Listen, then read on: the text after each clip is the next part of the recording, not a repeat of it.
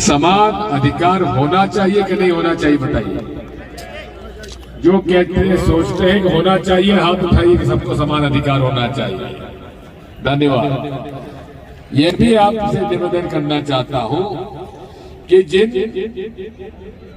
समुदाय, जिन वर्गों के साथ हजारों वर्षों के साथ अन्याय हुआ, उन्हें न्याय मिलना चाहिए कि नहीं मिलना चाहिए? हाथ उठाइए। मिलना चाहिए।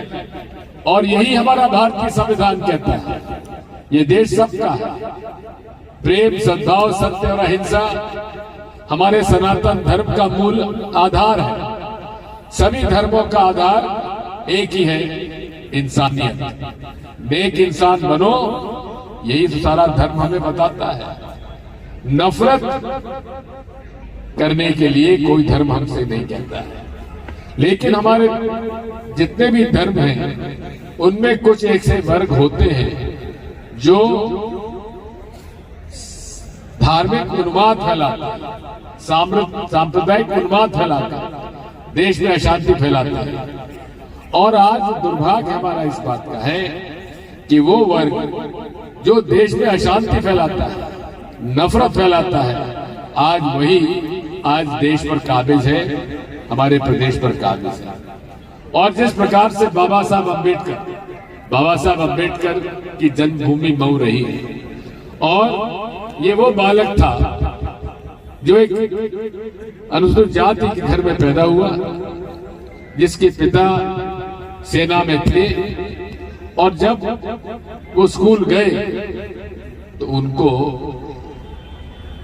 बाहर बैठा दिया गया, और उसके बाद निरंतर उनके साथ अन्याय और अत्याचार हुआ। लेकिन उन्होंने शिक्षा का रास्ता चुना और पूरे देश में, उन्होंने विश्व में अलग अलग, अमेरिका में भी पढ़े, लंदन में भी पढ़े, और अर्थशास्त्र में, राजनीतिक शास्त्र में और कानूनी शिक्षा उन्होंने प्राप्त की।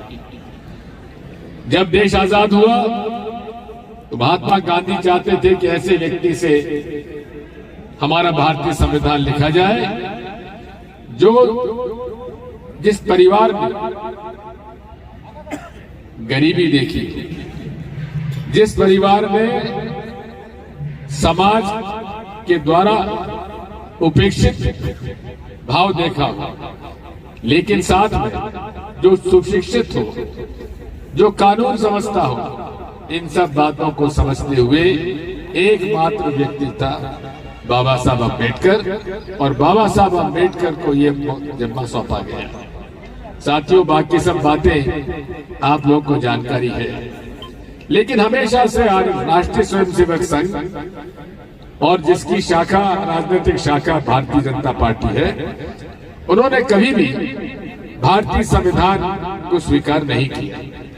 उन्होंने तिरंगे झंडे को स्वीकार नहीं किया, और उन्होंने भारतीय संविधान जलाया, बाबा साहब अम्बेडकर का विरोध किया।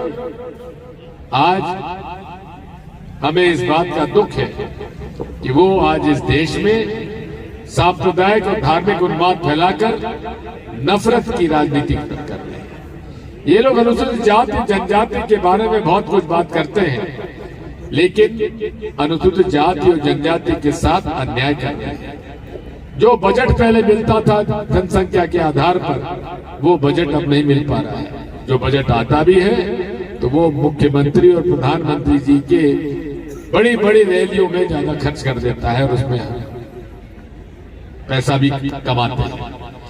ये पूरा भारतीय जनता पार्टी के शासन करने का जो एक तरीका है वो यही है।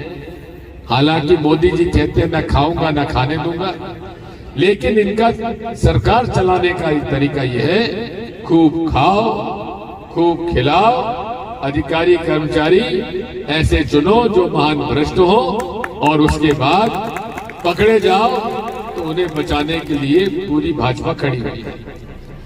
मैं आपसे इतना ही अनुरोध करना चाहता हूं, आप सब लोगों ने जो उत्साह और उमंग के साथ हमारे राहुल गांधी जी और खड़गे जी और प्रियंका जी के स्वागत में जो माहौल मैं देख रहा हूं, आप सबको बधाई देना चाहता हूं। अरे 22 साल से हम लोग विरोध में हैं, और इस 22 साल के बाद भी बड़े बड़े नेता जिनको सब कुछ मिला वो छोड़ के चले गए, लेकिन मध्य प्रदेश का आम कांग्रेस का कार्यकर्ता आज भी हमारे सामने मौजूद है। और दोनों ब्लॉक अध्यक्ष जो कि हमारे पूर्व विधायक जी के खासम खास हुआ करते थे, वो चले गए, लेकिन दोनों अध्यक्षों को मैं बधाई देना चाहता हूं कि उन्होंने हमारे साथ खड़े होकर आज हमारा समर्थन करते हैं।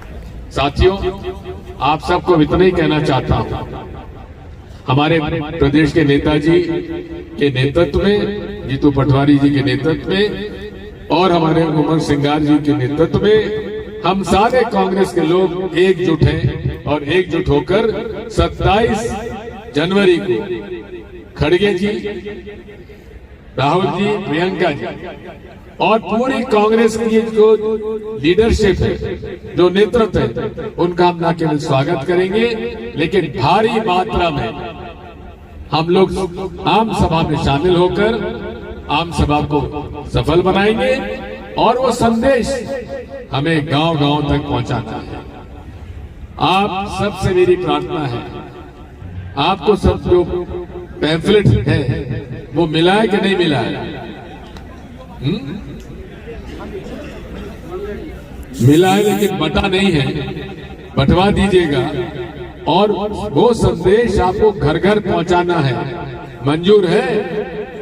मंजूर है तो हाथ उठाइए और जाके घर घर में बांटिए, ताकि संदेश राहुल गांधी जी का, खड़गे जी का, सोनिया जी का, प्रियंका जी का संदेश आप घर घर पहुंचा सके। क्योंकि हमारी लड़ाई लंबी है और इस लड़ाई में, क्योंकि विचारधारा की लड़ाई है, जहां एक तरफ हम गरीब की मदद करना चाहते हैं, हम चाहते हैं अनुसूचित जाति, जनजाति और पिछड़ा वर्ग के लोगों को आगे लाया जाए। हम चाहते हैं कि जो अनारक्षित वर्ग है, उनके जो गरीब परिवार है, उनके बच्चों को भी आरक्षण दिया जाए, उनको भी मिला है। इन सब लोगों को हम चाहते हैं आगे बढ़े और इस देश में सद्भाव हो, प्रेम सद्भाव हो और सांप्रदायिक सद्भाव में देश तरक्की करे।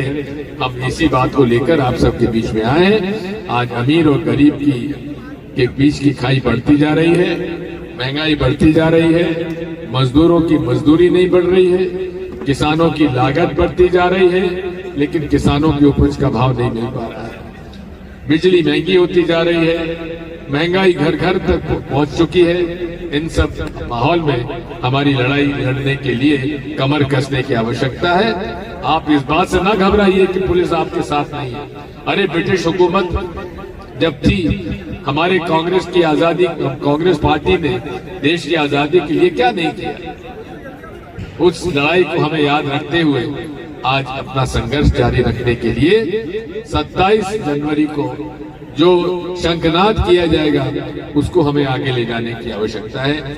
आप सब लोगों ने मेरा यहाँ स्वागत किया, आप लोगों ने यहाँ मेरी बात सुनने के लिए आए। आपके प्रति आभार व्यक्त करते हुए बोलो भारत माता की जय। बापू, जय भीम, जय संविधान। धन्यवाद।